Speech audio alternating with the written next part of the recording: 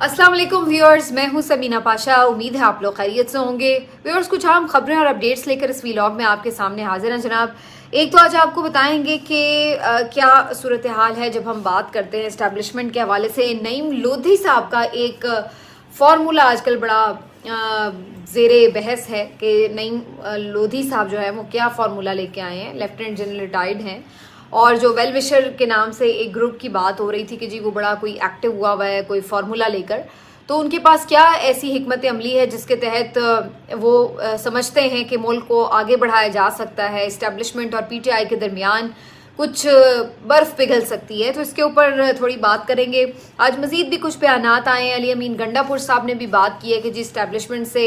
बात करने का टास्क उन्हें मिला है, जबकि दीगर बहुत सारे लोग हैं वो ये कह रहे हैं कि कोई बात है ही नहीं इस्टेब्लिशमेंट की। और ये तो मैं भी आपको कंफर्म कर रही हूँ कई दिनों से कि इमरान खान कोई इंटरेस्टेड नहीं है इस्टेब्लिशमेंट से कोई बात करने में, और ना ही इस्टेब्लिशमेंट की तरफ से कोई ऐसी ख्वाहिश का इजहार कहीं पर किया गया है। ये ज़रूर है कि अपने तौर पर कुछ लोग ये समझते हैं कि ये बातचीत होनी चाहिए और किसी तरह इनके दरमियान थोड़े से मामलात को नॉर्मलाइज किया जाना चाहिए, लेकिन अभी तक दोनों तरफ से कोई पॉजिटिव इस सिलसिले में हमें पेशरफ्त नज़र नहीं आती। सोशल मीडिया पर क्रैकडाउन की तैयारी है जनाब, इस पर बात करेंगे। पीटीआई बार बार एक मामला उठा रही है, इसके ऊपर कोई वाज़ेह जवाब नहीं हुकूमत की तरफ से आ रहा कि क्या वाकई अमेरिका को अड्डे दिए गए हैं, पाकिस्तान में कोई बेसिस फ्राहम की गई हैं या नहीं, तो इसके ऊपर भी थोड़ी बात करेंगे। FBR से मुतालिक भी एक स्कैंडल है जो सामने आया हुआ है, क्योंकि इसहाक डार साहब बज़ाहिर लग रहा है कि बड़ी तेज़ी के साथ अपना जो एक बड़ा खुफिया किस्म का कोई मिशन है उसको लेकर चल रहे हैं। पहले तो आपने देखा कि वज़ीर ख़ारजा तो बन चुके थे, लेकिन इसके बावजूद मुख्तलिफ जो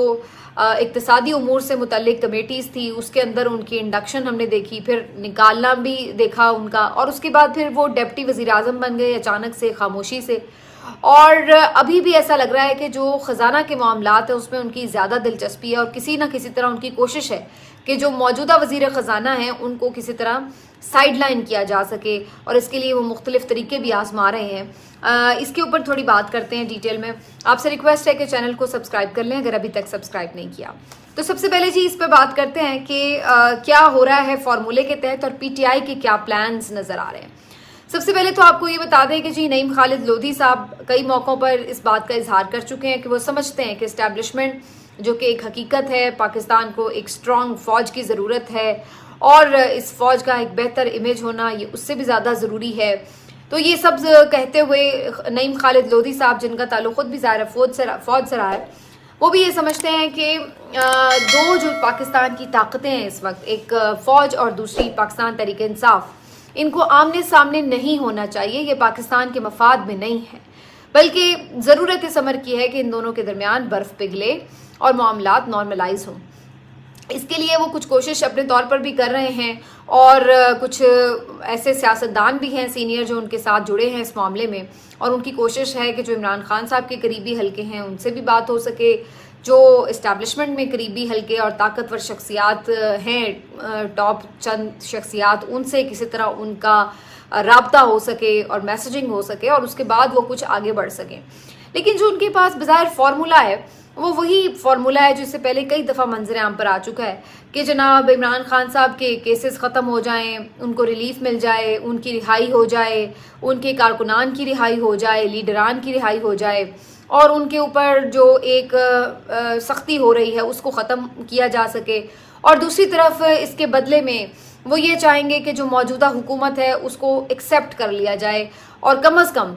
मुकम्मल नहीं तो कम अज़ कम अगले 2 साल के लिए इस बात की गारंटी दी जाए कि खान साहब किसी किस्म की कोई भी एजिटेशन ना करें, कोई एग्रेसिव सियासत ना करें, सड़कों पर ना आएँ, जल से जुलूस ना करें, और 2 साल तक कम अज़ कम एक फ्रेंडली अपोजिशन की तरह बिहेव करें और इस हुकूमत को किसी तरह चलने दें ताकि मुल्क में कुछ थोड़ा बहुत मईशत का इस्तेहकाम आए। और ये सिर्फ मईशत के इस्तेहकाम ही तक बात नहीं है, जो अहम शख्सियात कुछ इस वक्त मौजूद हैं जिनकी अगर फर्दर एक्सटेंशन वगैरह नहीं होती तो वो फिर अपना टेन्योर भी मुकम्मल कर सकेंगी, और उसके बाद ज़ाहिर है कुछ पोस्ट अगर तब्दील होते हैं तो उसके बाद नए लोग आते हैं तो उनके साथ फिर नए अंदाज से चला जा सकता है। तो बज़ाहिर ऐसा लग रहा है कि कोशिश ये की जा रही है कि जी कोई ऐसा मिडल वे निकाला जाए, लेकिन सॉरी टू से मुझे ये किसी भी तरह काबिल अमल नहीं लग रहा, इसलिए کہ یہ عمران خان کی پہلی شرط ہے کہ ان کا جو مینڈیٹ ہے وہ واپس کیا جائے. ان کی یہ پہلی شرط ہے ہی نہیں کہ ان کو باہر نکالا جائے. کسی بھی جگہ پر انہوں نے کہیں پر بھی اس حوالے سے بات ہوئی ہے تو یہ انہوں نے کبھی بھی نہیں کہا کہ جی مجھے باہر نکالا جائے. انہوں نے ہمیشہ یہ بات کی ہے کہ جو ان کا مینڈیٹ ہے وہ واپس ہو، اور جو ان کے لوگ ہیں، جو ورکرز ہیں، جو خاص طور پر خواتین ورکرز کی وہ بار بار بات کرتے ہیں کہ ان کے لیے جس طرح سے اس وقت صورتحال ہے وہ تبدیل ہونی چاہیے، ان کو رہائی ملنی چاہیے. اور اس کے بعد وہ بات کرتے ہیں کہ جی فردر جو چیزیں ہیں ملک کو آئین اور قانون کے مطابق چلانا ہے، پھر اس کے اوپر آپ بالکل ڈسکشن بھی کر سکتے ہیں، بات بھی کر سکتے ہیں. لیکن ایسی کوئی پرائرٹی ان کی نہیں ہے کہ جی مینو جیل تو باہر کاٹ دو تو باقی سب بات جو ہوتا رہے گا. تو اس لیے جو آفر انہیں اس حوالے سے اگر کی جاتی ہے اس میں وہ انٹرسٹڈ نہیں ہیں، اور جس میں وہ انٹرسٹڈ ہیں وہ آفر ان کو نہیں کی جا رہی. تو اس لیے مجھے یہ فارمولا کسی طور قابل عمل نہیں لگ رہا. اور اگر کسی گڈ ول جیسچر میں عمران خان کو باہر نکالا بھی جائے گا تو یہ بات تو طے شدہ ہے کہ عمران خان کبھی بھی خاموش ہو کر تو بیٹھیں گے نہیں. تو اس لیے یہ سمجھنا کہ وہ باہر نکل کے کوئی خاموش ہو کر بیٹھ جائیں گے اور ایسی کوئی گارنٹی وہ دے دیں تو ایسا ممکن نہیں ہے. تو یہ ان کی جذبات اچھے ہو سکتے ہیں نعیم خالد لودھی صاحب کے، لیکن ان کا یہ فارمولا بالکل فلاپ فارمولا ہے، اور اس کے اوپر مجھے کوئی پیش رفت کا 0% چانس نظر آتا ہے. دوسری طرف پی ٹی آئی کا پلان کر رہی ہے. پی ٹی آئی کے پلانز ہیں کہ اب تھوڑا احتجاج کی طرف بڑھا جائے، کیونکہ اب جو ان کے اوپر پریشر ہے وہ پارٹی کے اندر سے بھی ہے، پارٹی کے باہر سے بھی ہے، اور اب لوگ ان کو جج کر رہے ہیں کہ 2 مہینے ہو چلے ہیں اور یہ تو اپنے عہدوں میں کہیں کھو کر رہ گئے ہیں، بھول گئے ہیں کہ ان کا لیڈر جو ہے وہ اس وقت جیل میں ہے. کارکن اپنے طور پر اب بے چین ہو رہے ہیں، اور ان کی بے چینی اب نظر آ رہی ہے کہ وہ اس جو لیڈرشپ ہے اس کے اوپر اس طرح سے ٹرسٹ بھی نہیں کر رہے اور ان کا اس طرح سے دفاع بھی نہیں کر رہے. دوسری طرف خود لیڈرشپ کے اندر بھی کچھ لوگ ایسے موجود ہیں جو یہ سمجھتے ہیں کہ یہ طریقہ درست نہیں ہے کہ خاموش ہو کر اسمبلیوں میں بیٹھ جایا جائے اور باہر روڈ پر نکل کر سیاست نہ کی جائے. یہی بات حامد رضا صاحب بھی کہہ رہے تھے، جو انہوں نے استعفے دینے کی بات کی، انہوں نے اس کو بھی ایکسپلین کیا کہ وہاں پہ بھی ان کا مطلب یہی تھا کہنے کا کہ استعفے دینے کی جو میں نے بات کی اس کا بھی مقصد یہی تھا کہ بھائی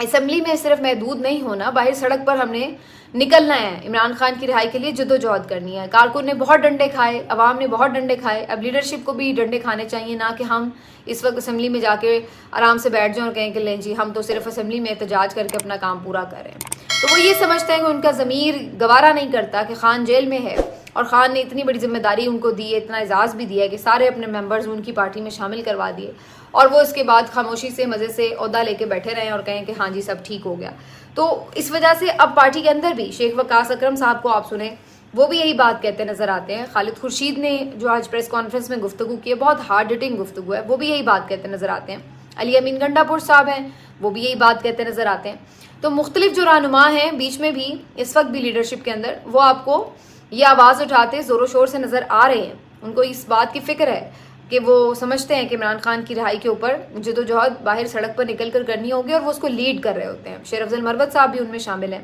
جو ہمیشہ باہر لیڈ کرتے ہوئے نظر آ رہے ہوتے ہیں. لیکن دوسری طرف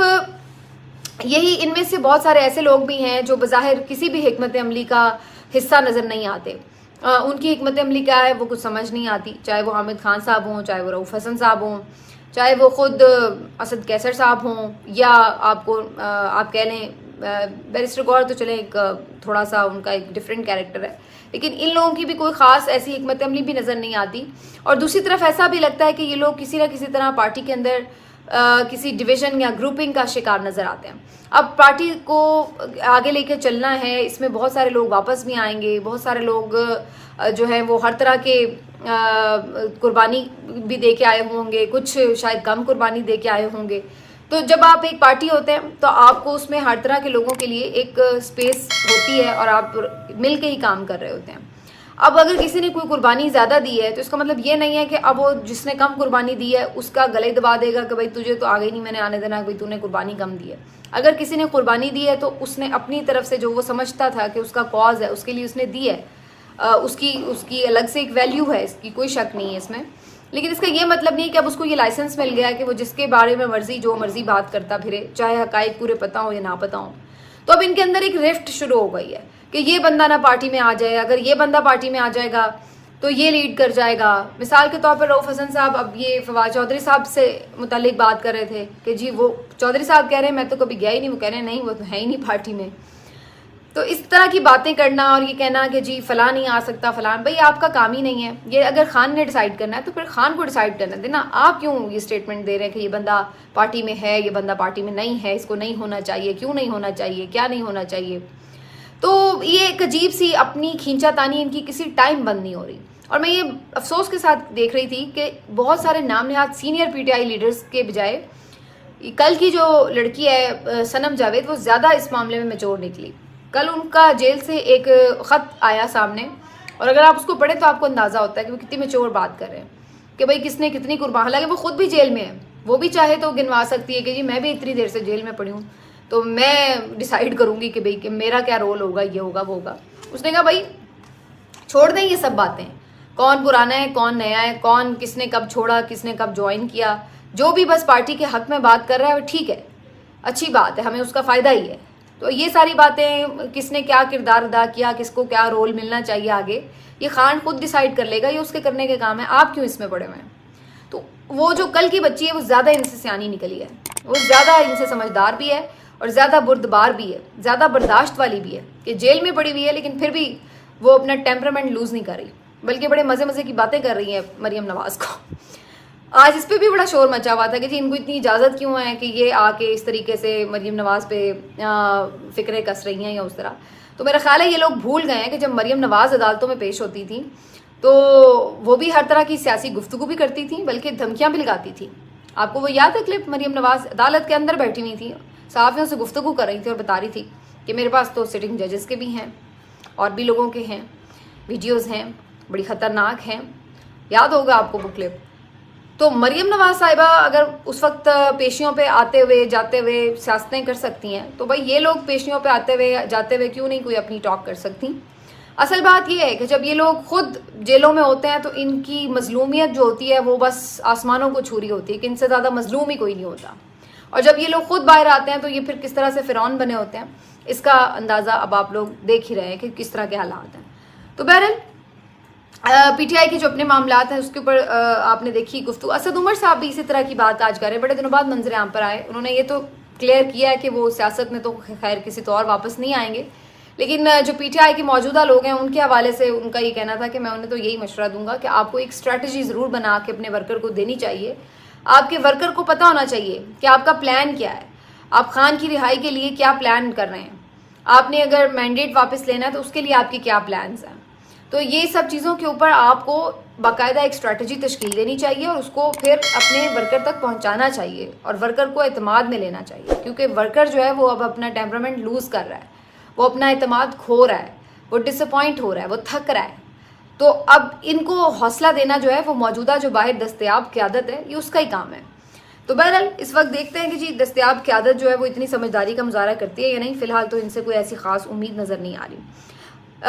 پی ٹی آئی کے رہنما بارہا مختلف موقعوں پر بھی اور کچھ میڈیا کی رپورٹس کے مطابق بھی یہ خبر بار بار شیئر ہو رہی ہے کہ امریکہ کو کہیں نہ کہیں کچھ بیسز ضرور فراہم کی گئی ہیں, اور 2 بیسز کا خاص طور پر ذکر کیا جا رہا ہے کہ امریکہ کو فراہم کی گئی ہیں,